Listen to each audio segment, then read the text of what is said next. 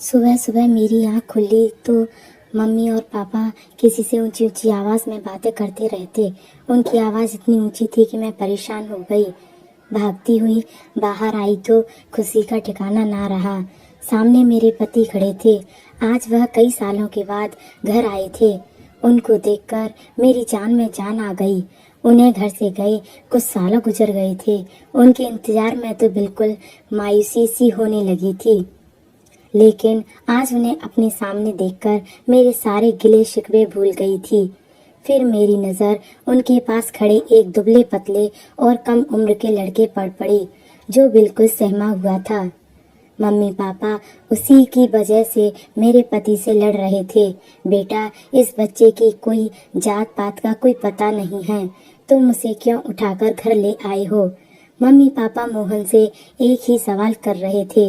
Mummy जी, अपने लिए थोड़ी ना लाया हूँ, आप लोगों की सेवा के लिए लाया हूँ। इसे मेरे मालिक ने मुझे तोहफे में दिया है। आप तो जानती हो कि बुंदेलखंड की जमींदारों के पास कितनी जमीन है और जायदाद कितनी मशहूर होती है। मैं इसे अपने साथ जबरदस्ती नहीं लाया हूँ। मेरे मालिक ने इसको उपहार के तौर पर मुझे दिया है और यह भी मेरे साथ साथ यहाँ आने पर खुश है। क्यों रामू, बता, क्या तुझे यहाँ कोई दिक्कत है? रामू ने अपना सिर हिलाते हुए उत्तर दिया, नहीं मालिक, मुझे कोई भी दिक्कत नहीं है। यहाँ आकर मैं बहुत खुश हूँ। अपने आजू बाजू में देखते हुए कहा।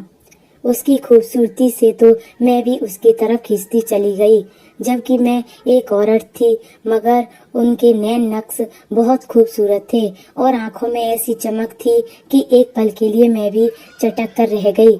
उसका हुस्न कम उम्र की लड़कियों से भी कहीं बढ़कर था। फिर उसने अपने कंधों पर तौलिया ले रखा था और अपने दोनों हाथों में बांधे खड़ा था, जिससे किसी राज दरबार में कोई बांधे खड़ा होता है। उसका अंदाज बहुत ही निराला था। मेरे पापा ने बहुत बहस की मेरे पति से और उनको बहुत डांटा। कहा कि तुमने हमारे बगैर आज्ञा के जवान लड़के को रख लिया। कल को यह बड़ा होगा तो बहू और हमारी औरतों के लिए समस्या खड़ी कर सकता है। मेरे पति ने किसी की ना सुनी। मैं भी खुश थी कि इन्हें मेरा कितना ख्याल है, कि मेरे लिए काम करने के लिए नौकर भी लेकर आ गए, जो हर वक्त मेरी सेवा करेगा। मैं कोई काम नहीं करूंगी। वैसे भी मोहन बहुत सालों बाद आया था। मैं उनके साथ कुछ वक्त बिताना चाहती थी। लड़के ने, जिसका नाम रामू था, आते ही सारे घर का काम संभाल लिया। हम लोग भी उसके घर में एक तरह का सुकून हो गया। मगर एक दिन मैं सुबह उठी तो मेरी सास सर पकड़ी बैठी थी। उनके चेहरे से लग रहा था कि वह बहुत परेशान हैं। उनको इस हालत में देखकर मैं चौंक गई। समझी कि न जाने क्या हुआ है। पूछा तो कहने लगी, बहू क्या बताऊं, आजकल की औरतों को न जाने क्या हो गया है, बस बिस्तर पर पड़ी खाना जानती हैं। हम लोग तो अपने जमाने में खुद गेहूं घर पर पीसा करते थे। आजकल तो जगह जगह पर चक्कियां हो गई हैं। तब बहुओं के इतने नखरे हैं। अब तो औरतें अपने घर का काम करना भी तो नहीं चाहती और तभी तो उनके शरीर में कितनी बीमारियां पैदा हो जाती हैं। अच्छा तरीका है किसी को बातें सुनाने का। मैंने अपने दिल में सोचा कि अच्छा, अब क्या हुआ? क्या मैंने बड़ी बेरुखी से पूछा, बेटी, यह जो रामू है ना, मुझे इस पर जरा भी विश्वास नहीं है। बाहर का लड़का है, भगवान न जाने कैसा होगा। घर में हम औरतें ही हैं, कल को यह बड़ा ही भी होगा, हमेशा ऐसा तो नहीं रहेगा ना। मेरी सास बेफिक्र जताते हुए कहा, मम्मी जी, आपको तो लगता है कि मेरा काम आसान हो गया है, इसलिए आप ऐसी बातें कर रही हो। आप चाहती ही नहीं कि मैं घर में आराम से रहूं। मैंने अपनी सास से शिकायत कर डाली। बेटी, ऐसी कोई बात नहीं है। चलो, तुम कहती हो तो मैं चुप हो जाती हूँ, मगर यह सब ठीक नहीं है। मेरी नजरें तो कुछ और ही देख रही हैं। सास ने यह बात करके मेरा और भी दिल दुखा दिया।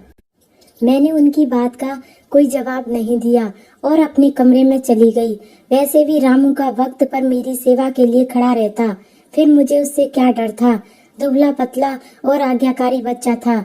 उम्र उसकी अभी 14 साल की थी। हर वक्त कंधे पर तौलिया रखता। ऐसा बच्चा तो मैंने जिंदगी में कभी नहीं देखा था। उससे आने से मेरे पति का रवैया भी मुझसे बहुत अच्छा हो गया, जबकि वह कभी मुझसे सीधे मुंह बात नहीं करते थे। लेकिन आजकल वह मुझे खुद भी हंसाने लगे थे। कहाँ उनके गर्म मिजाज जो मेरी खुशियों का गला घोट देते थे। आज भी शाम का वक्त था। मैं और मोहन अपने कमरे में बैठे चाय पी रहे थे कि दरवाजे पर हल्की सी किसी की आने की आहट हुई। मैंने देखा तो सामने रामू खड़ा था। क्या बात है रामू, इस वक्त क्यों यहाँ आए हो? मेरे पति ने गुस्से से पूछा। आने दे बेचारे को, कोई बात करनी होगी, मैंने कहा। तब रामू ने अपना सर झुका लिया और बड़ी धीमी आवाज में बोला, मालिक मेरी तबीयत खराब है, मुझसे काम भी नहीं हो रहा। अगर आप 2 दिन की छुट्टी दे दें तो मेरी तबीयत अच्छी हो जाएगी, वरना मैं यह काम भी नहीं कर पाऊंगा। उसकी बात सुनकर मेरे पति को गुस्सा आ गया। नहीं, मेरी मिसेज मायके जा रही है, तुम्हें आराम करने की कोई जरूरत नहीं है। वैसे भी मैंने तुम्हें सेवा के लिए रखा है, आराम के लिए नहीं लाया हूँ। रामू ने कहा तो मेरे पति ने उसे डांट कर कमरे में भेज दिया। मैं हैरान रह गई कि उन्हें मेरा इतना ख्याल कैसे हो सकता है। मैंने सुबह ही मायके जाने की बात की। मुझे लगता था कि रामू का भी मेरे साथ दिल लग गया था। मेरे घर जाने पर वह उदास हो गया था, इसलिए बीमारी का बहाना कर दिया। फिर अगली सुबह मोहन मुझे मेरे मायके पहुंचाने आए। मैं बहुत खुश थी, काफी दिनों बाद अपने मायके जा रही थी। मैं अपने पिता के घर आई थी। मेरी खुशी का कोई ठिकाना नहीं था। मम्मी को भी बता दिया कि मेरे पति मेरा बहुत ख्याल रखते हैं। अपने साथ एक नौकर भी लाए हैं जो हर वक्त मेरी सेवा में लगा रहता है। यह सुनकर मेरी मम्मी ने मुझे डांटना शुरू कर दिया। तुझको अपने घर का काम खुद करो, अपने पति का ख्याल भी खुद रखो। मैं अपनी मम्मी की बातें सुनकर बिल्कुल चुप हो गई। 7 दिन तक मायके रही। मम्मी ने कई उपदेश डाले जिन्हें मैंने एक कान से दूसरे कान से सुनकर निकाल दिया। 7 दिनों के बाद फिर मैंने अपने पति से बात की। कहने लगे, अभी 2-3 दिन मायके में ही रुको, मैं कुछ जरूरी काम से फ्री होकर तुम्हें ले आऊंगा। यूं 1 हफ्ता और बीत गया, मगर वह नहीं आए। तीसरे हफ्ते मुझे लेने आए। अब तक तो मेरे अंदर उनकी खूब इज्जत और बढ़ गई थी। मैंने अपना पूरा सामान बांधा और उनके साथ चल पड़ी।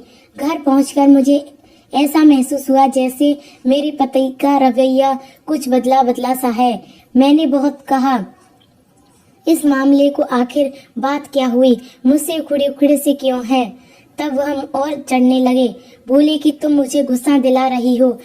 मैं तो तुमसे वैसे ही बात कर रहा हूँ जैसे मैं पहले ही करता था। अगर तुम ना जाने किन ख्वाबों में रहती हो। उनकी बात सुनकर मैं बहुत शर्मसार हो गई। वह दिन बड़ी मुश्किल से बीता।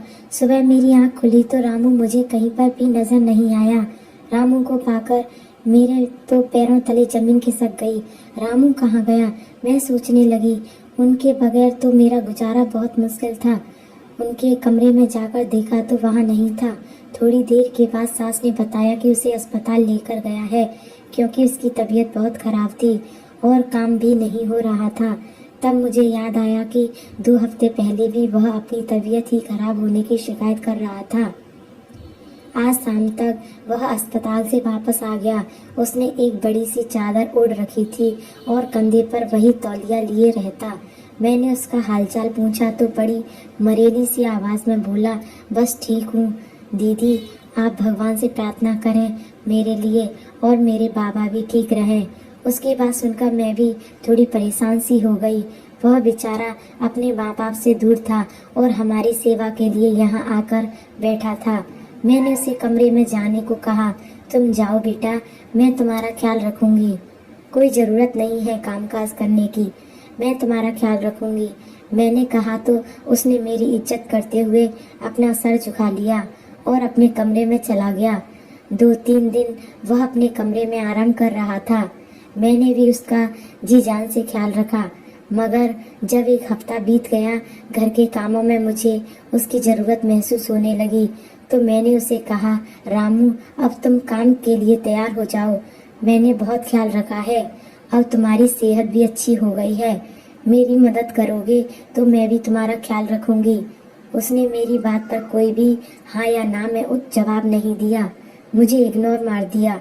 बल्कि वह पहले से भी ज्यादा कामचोर हो गया। आप जिस पर मुझे बहुत गुस्सा आया। कहाँ सर झुका के गधे की तरह सारा दिन काम करने वाला रामू, और कहाँ यह जो हर वक्त बैठा रहता, आराम करता रहता, चीजें मांगकर बिस्तर पर पड़ा रहता। मैं भी ज्यादा बर्दाश्त करने वाली नहीं थी। मैंने कहा, तुम कहाँ काम नहीं करते तो यहाँ से चले जाओ, कोई जरूरत नहीं है हम पर बोझ बनने की। एक दिन मैं रामू से यह बातें कर रही थी कि मेरे पति घर में आए और कहने लगे, तुम्हारी हिम्मत कैसे हुई रामू को डांटने की। मोहन ने रामू को अपने साथ लगा लिया। तब उन्होंने एक काले रंग का थैला रामू को थमा दिया। यह क्या है? मैंने गुस्से से पूछा। पहले ही उसे मेरे लाड प्यार ने सर पर चढ़ा रखा है, आप उसे और सर पर क्यों चढ़ा रही हो? बाकी यह हमारी रही सही इज्जत करना भी भूल जाएगा। नौकरों को इतना सर पर नहीं चढ़ाना चाहिए। मेरे पति ने मेरी बात बिल्कुल अनसुनी कर दी। मुझे यूं आंखें दिखाने लगे जैसे रामू से उनका कोई गहरा रिश्ता हो। खबरदार, अगर तुमने उसके बारे में एक शब्द भी कहा, मैं रामू के खिलाफ कोई बात भी नहीं बर्दाश्त कर सकता। अगर तुम्हें इस घर से जाना है तो चली जाओ, यह कहीं नहीं जाएगा। उनकी बात पर मैं तो हैरान रह गई। मैं सोचने लगी कि उस दिन मेरी सास ने जो बात कही थी वह बिल्कुल सही थी। मेरे पति तो अब कुछ और ही कर रहे थे। एक मामूली से नौकर के लिए मुझसे बदतमीजी से चिल्ला पड़े। मेरे दिमाग तो फटने लगा। मैंने इस बात को नजरअंदाज कर दिया। कभी कभी पति पत्नी के बीच ऐसी बातें हो जाती हैं। मैंने अपने पति के साथ खुद ही सुलह कर ली। यह भी मान गए, मुझसे बातें करने लगे। रामू ने भी अपनी जिम्मेदारियां दोबारा संभाल ली, लेकिन अब उनकी अपने कंधे से तौलिया के साथ साथ चादर ओढ़ना भी शुरू कर दिया। उसकी चाल ढाल की औरतों वाले हो गए। एक दिन कुसुम आंटी हमारे घर आई। वह हमारे पड़ोस में ही रहती थी, जो कभी कभार हमारे घर आती थी, मगर जब भी आती तो अच्छी बातें करती और अच्छी राय देकर जाती, जो मेरे काम आती। आज कुसुम हमारे घर आई तो रामू ने उसे चाय बना कर दी। उसने चाय पीते हुए रामू को बड़ी गौर से देखा। सर से पांव तक उसको निहारती रही। रामू जब चला तो बड़ी गंभीरता से उन्होंने मुझसे एक बात बताई। कहने लगी, तुमने कुछ सोचा है? उसका क्या करोगी? उसे अपने घर से निकालोगी? ऐसा लड़का अपने घर में रखना अच्छी बात नहीं है। उसने गहरी नजरों से रामू को देखते हुए कहा। कुसुम आंटी, आपको ऐसा क्यों लग रहा है? मैंने तो हैरत से पूछा। बस उसकी चाल ढाल को देखो, उसके अंदर देखो, कहीं से भी यह लड़का नहीं लगता। मुझे लग रहा है तुम अपने लिए मुश्किल पैदा करने लगी हो। मैंने कहा, तुम ऐसी बातें कर रही हो आंटी, भला उससे मुझे क्या खतरा हो सकता है? मैंने बड़ी हैरानी से पूछा। देखो, आजकल के जमाने में कुछ भी मुमकिन है। ऐसी बातें ना करो जिससे तुम्हारी जिंदगी को कोई खतरा हो। हमेशा इंसान को अक्ल से काम लेना चाहिए। मगर मेरे पास रामू के बारे में कोई सबूत नहीं था जो मैं उससे लड़ झगड़ कर घर से निकाल देती। एक रोज मैं सुबह सुबह नाश्ता कर रही थी। रामू को आवाज देने लगी, मगर उसने कोई जवाब नहीं दिया, तो मैं उसके कमरे में चली गई। गलती से आज उसने अपना दरवाजा खुला छोड़ दिया था, नहीं तो पहले हमेशा ज्यादातर दरवाजा बंद ही रखता था। मैंने दरवाजे से अंदर झांका तो रामू ने अपने कंधे से तौलिया उतार रखा था और चादर भी उतरा हुआ था। यह सब देखकर तो मेरे पांव पर खड़ी ना रह सकी। दीवार का सहारा लेना पड़ा तो शायद वहीं गिर जाती। मैं लड़खड़ाते कदमों से वापस अपने कमरे में आ गई। अब तो मेरी सास भी चुप थी। शायद उन्होंने उस रूप में कबूल कर लिया था। मैंने सोच लिया कि अब रामू को अपने घर में नहीं रखूंगी। पति के आते ही मैंने शोर मचा दिया। अब इस घर में या तो रामू रहेगा या मैं अपना काम खुद कर सकती हूँ। मुझे इसकी जरूरत नहीं है। हाँ ठीक है, कोई बात नहीं, जैसा तुम कहोगी वैसा ही होगा। मेरे पति ने ऐसी बाजी पलटी कि मैं तो हैरान रह गई। मैं भी रामू से तंग आ गया हूँ। उन्होंने तो फिर कब जाएगा यहाँ से? मैंने एक एक शब्द जीते हुए कहा, बस कल ही मैं उसका सामान पैक कर देता हूँ। वैसे भी अब यह बड़ा हो गया है, उसके यहाँ रहने की कोई जरूरत नहीं है। मोहन आज बार बार रामू के खिलाफ बोल रहे थे। जबकि यह बात मेरे लिए बिल्कुल भी उल्टी थी। ऐसा तो कभी जिंदगी में नहीं हुआ था। वह हमेशा उसके साथ हमदर्दी जताते थे। मेरे सास ससुर इस मामले में बिल्कुल चुप थे, जैसे उन्हें कोई सांप सूंघ गया हो। अगले दिन मैं सुबह उठी तो मेरे पति रामू का सामान लेकर दरवाजे से बाहर अपने साथ लिए जा रहे थे। कहाँ जा रहे हो आप? मैंने पूछा। रामू को उसके घर छोड़ने जा रहा हूँ। उसे अपने घर जाने का वक्त आ गया है। इस बेचारे ने हमारी बहुत सेवा करी। मैं अब इससे ज्यादा यहाँ नहीं रख सकता। रामू को लेकर गाड़ी में बैठ गए। उनके जाने के बाद मैंने भगवान से प्रार्थना की। रामू उस घर से चला गया था, वरना मैं जीते जी मर जाती। रामू को घर से निकालकर मेरा चैन लौटा। मैंने अपने कमरे में बैठी मोहन का इंतजार कर रही थी कि कब वह आएंगे तो मैं उनसे ढेर सारी बातें करूंगी, क्योंकि कुछ दिनों से रामू की वजह से घर के हालात खराब से हो गए थे। मैं चाहकर भी अपने पति को वक्त नहीं दे पाती, मगर यह तो मेरे दिमाग की ख्याल था। वह रामू को लेकर गए थे और सुबह के शाम तक घर वापस नहीं आए तो मेरे हाथ पांव फूलने लगे। सास ससुर से भी पूछा, वह बड़े आराम से बैठे थे, जैसे उन्हें इस बात की कोई परवाह नहीं थी। फिर ऐसे ही इंतजार में 3-4 दिन बीत गए। अब तो बात मेरी बर्दाश्त से बाहर होती जा रही थी। मैंने अपनी सास से विनती करके पूछा तो बोली, बेटी तूने अपना घर खुद बर्बाद किया है। तब सास ने अपने कमरे से मुझे एक चाबी उठाकर दी और बोली, अगर फ्री हो जाओ तो उस वक्त उस पते पर चले जाना और जाकर अपनी हकीकत अपनी आंखों से देख लेना। उन्होंने चाबी मेरे हाथ में थमा दी। कहा, और खबरदार जो तुमने कोई हंगामा करने की कोशिश की, मेरे बेटे की खुशी जिस बात में है उसी का साथ देंगे। पहले तुम्हें कहा था कि तुम बाज आ जाओ, मत भरोसा करो लोगों पर, लेकिन तुमने मेरी एक ना सुनी। अपने किए का अब तो मेरी रही सही उम्मीद भी जाती रही। अगले दिन मैं पहुंच गई। वहां जाकर दरवाजा खोला। फ्लैट का दरवाजा खुलते ही मेरे कदमों तले जमीन निकल गई, क्योंकि सामने बैठा मेरा पति रामू के साथ बैठा था, जिसने पूरा साल अपने रूप से अनजान रखा था। वह भी मेरी नासमझी में लड़का नहीं लड़की थी, उसे अपना बना रखा था। मुझे 5 साल से कोई बच्चा नहीं हुआ था। रामू जो लड़कों जैसी बनकर रहती थी और मेरा घर बर्बाद हो गया। मेरा पति उसका हो गया और मैं अकेली रह गई। उसका असली नाम रामू नहीं रानी था। रानी ने अपने पति से 3 बेटे पैदा किए और बच्चे मेरे पति की जान थे। मेरे लिए अब जिंदगी का कोई मकसद नहीं था। मेरे पति ने मुझे बताया कि उन्हें किसी जमींदारी की सेवा की थी, जिसके बदले वो रानी को मुझे दे दिए। वह बहुत खूबसूरत सी दिखने वाली की नज़र उस पर टिक जाती, मगर उन्होंने उसे बचाने की खातिर लड़की का रूप देकर अपने साथ अपने घर ले आए। शुरू में उनका इरादा था कि एक नौकर की तरह उसकी मासूमियत और खूबसूरती दोनों की शादी करने पर मजबूर कर दिया। अब 20 साल की हो गई थी, लेकिन मेरे लिए तो अभी बच्ची थी। मैंने उसको 1 साल अपने बेटे की तरह रखा। मेरा दिल जीत लिया था। उसने बड़ी बहन का दर्जा दिया था। आखिर हम दोनों की सुलह हो गई थी। अब हम दोनों एक ही घर पर एक छत के नीचे रहते थे।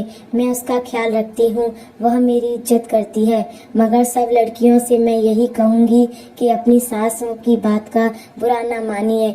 हर वक्त सास कभी बुरी नहीं होती। जो बातें पता होती हैं वही बताती हैं। यह कहानी अच्छी लगे तो लाइक, शेयर, सब्सक्राइब करें।